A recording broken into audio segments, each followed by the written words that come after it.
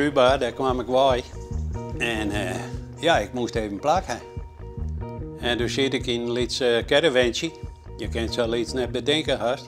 En toen kwam mijn maat, die kwam bij me daar om een jerry te vieren. Hij zei, dit ken het, je moest bij. Hij zei, ik loop gewoon een plekje voor je. Ik wist net waar ik in kon zoeken, maar mijn maat vertelde van, ja, maar daar komt nou al wat groter dan mij in de pastorie van de kerken. Ja, daar wie wat opstand, want er zijn wel meer mensen in het dorp die hier zijn aan zo'n mooie grote winter. We winnen je er ook aan de gang op sneeuw morgen.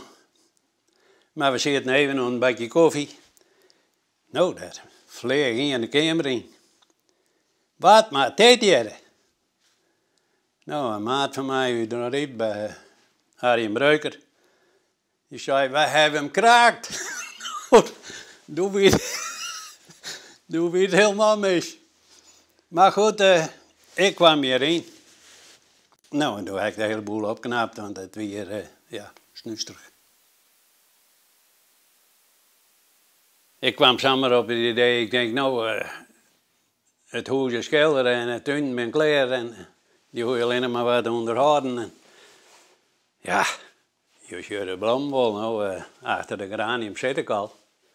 Maar ik dacht, verrek, wat zou ik nou eens uitvinden?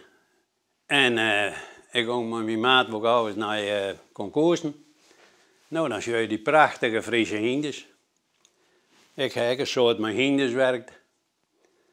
Zo kom je op een idee, hè. Ik maak je van hout, van dezelfde soort hout. Soms wat dikker. En dan dit erheen, hè, gips. Dan kun je het maatjes uit je wollen. Ik ging naar de kapper toe. Ik zei, ik moet hieste hier, hè. Ja, dat hebben we hier net, zei ze. Maar ze hebben me op een gegeven moment wel hier. Hartstikke mooi in een poetje verpakt. Maar ik zei, het moet zwart wezen, het moet lang wezen. Maar dus ik ben gek op dat meisje hier. Nou, ze spaart het nog steeds van me op.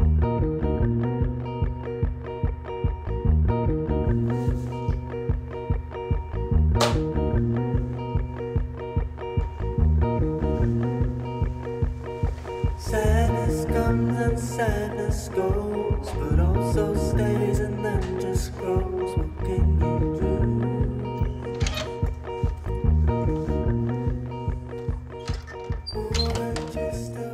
Ja, de Telegraaf. Oh. Nou, daar heb ik wel een stuk of 10 en 15 van maken, denk ik.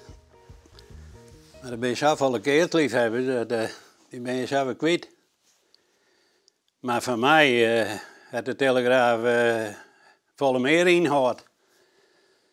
Ik weet niet of je dat weet, maar als je een hele mooie Telegraaf had, dan had hij een gouden bal. Nou, dat is de zinnen. De bron van alle leven hier op deze aarde. En daar werd je dan in geboren. In de kleuren rood en wit. Bloed en water. En dan een groene, de kleur van de natuur. Ja, en dan zie je dat trapje. Dan ben je geboren en dan mag je om op de hoogste treden te komen. En bij sommige trapjes zitten er wel 6 treden in, dus die hebben even langer werk. En dat zijn dus de 6 dagen. Ik zei, hij nog een middendag.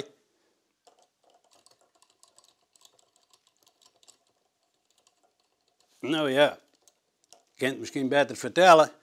Dan donder je die dag er maar aan, dat is een middendag. Ik zei, hij 6 middendagen.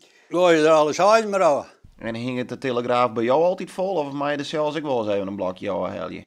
Nou, dat moest ik misschien wel eens doen, ja, maar ja, dat is nog nooit aan net gebeurd, dus ik voel me happy.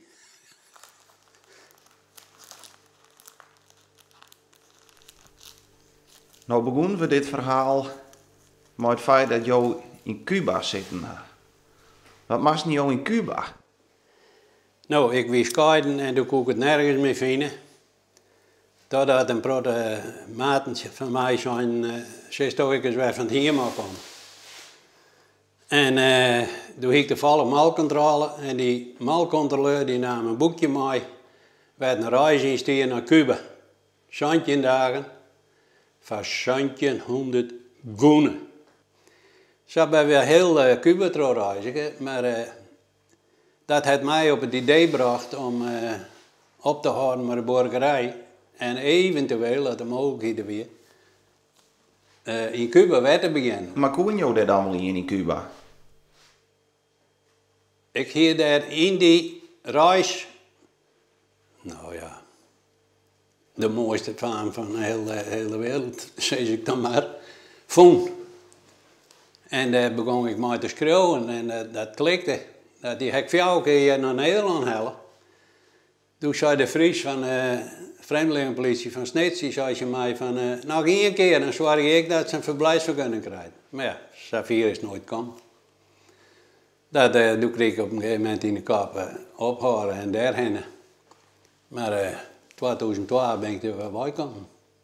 En ik moest dus elke 3 maanden heen en weer reizen. Want ja, langere jongens zie je ook geen permissie. Dus dat had vermogen om reiskosten alleen het kosten. En